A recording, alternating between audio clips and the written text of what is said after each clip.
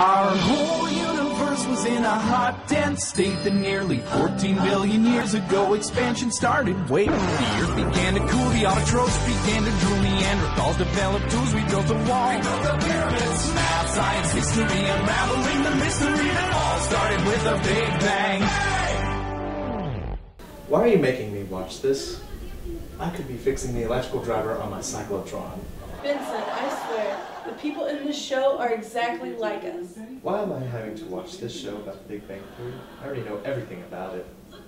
Did you know that the cosmological constant is such an exact number that if it was any farther away from zero, the universe would— Shh! Watch the show. He's even wearing the same shirt as you, Melvin. It's like talking to a wall. Doesn't that weird you out? Not nearly as much as how skewed television is. What? Come on, the TV's where it always is. Obviously, you lack the observational skills of a true scientist. The TV has clearly been moved 2.75 to 2.9 degrees.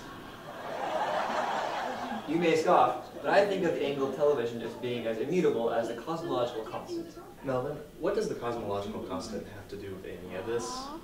Guys, can you give it a rest with this cosmological thing or whatever? Try to watch the Big Bang Theory. Oh, Ginny.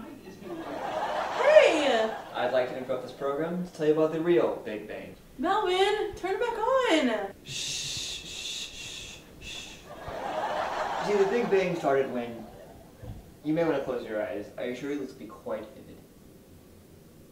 In the beginning, the universe started as a hot and dense point, which started to expand rapidly. The expansion is ongoing today. Yes, we know all this. I don't. I'm a waitress at this Superior warehouse, not a scientist. Don't worry, Ginny. This is how I explain it to my 5-year-old cousin.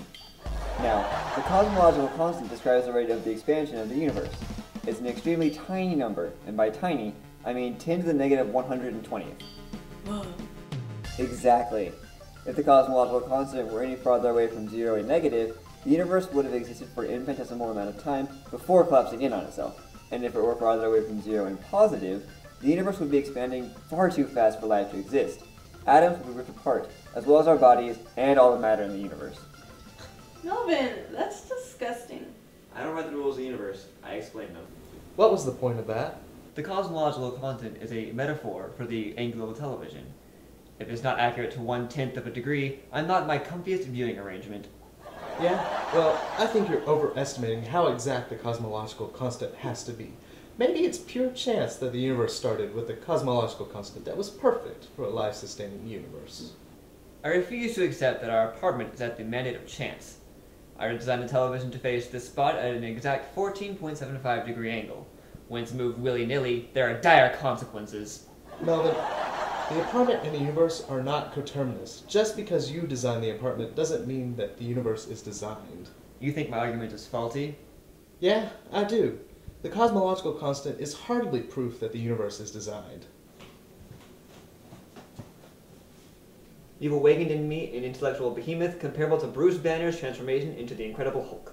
Know now that you have no way to win this argument, and you should prepare to concede defeat. Woo! Go Melvin!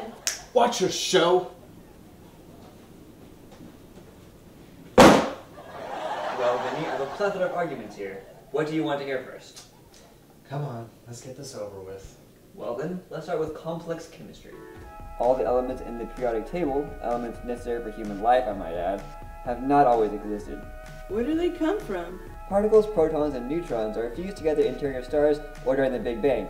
The simplest element, hydrogen-2, is comprised of 1 neutron and 1 proton. Using that small hydrogen-2 nucleus, all the other elements were formed all the way up to uranium. Now, Vincent, here's where the amazing coincidence is. The force that keeps the nucleus of atoms together is called the strong force. If the strong force was only 10% weaker, particles would be unable to fuse together. No elements past hydrogen-1, a lone proton. What do you say to that, Mr. Doubting Thomas? It's just a coincidence that the strong force is perfect for the formation of elements. Well then, Vincent, explain this way. Now, all life is based on carbon. But did you know that we are lucky to even have carbon around? What are you talking about? For the longest time, scientists who studied nucleosynthesis, What? the formation of elements, were puzzled by how any element larger than helium-4 existed. You see, the particles in helium-4 fuse together very easily, forming a sort of exclusive club. If another particle tries to bond with it, that particle is rejected, even if it had paid club dues and had baked cupcakes for everyone. Melvin. Even two helium-4 atoms will not fuse together. The only way anything larger than helium-4 will form is if three helium-4 atoms hit each other at the exact same time, which forms carbon-12, the element that all organic life is based on. I fail to see how that supports your conclusion, Melvin. This collision of three helium-4 atoms happens very rarely, but carbon is plentiful. This is because the universe is resonantly enhanced for the formation of carbon-12. Without this resonance, organic life would not exist. I'd say that was lucky. What say you, Vincent? That's only 3 arbitrary coincidences. I've got more. If protons decayed any faster, we would die of radiation poisoning. If the vacuum expectation of the Higgs field was any greater, elements heavier than hydrogen could not form. If the curvature of space was... Okay. But there must be underlying reasons for all these coincidences. Guys, are y'all not freaked out? This is like a parallel universe. Aha! Parallel universes. If there are infinite universes, ours happens to have optimal parameters for life. Bazinga! What a desperate, sad little last chance grasp at straws. If a possible universe existed, there's no way we could know if ours would keep the same laws the next instant. Therefore, our attempts at science would be futile, because we wouldn't want to investigate laws that could change at any moment. Woo! You tell him, Melvin!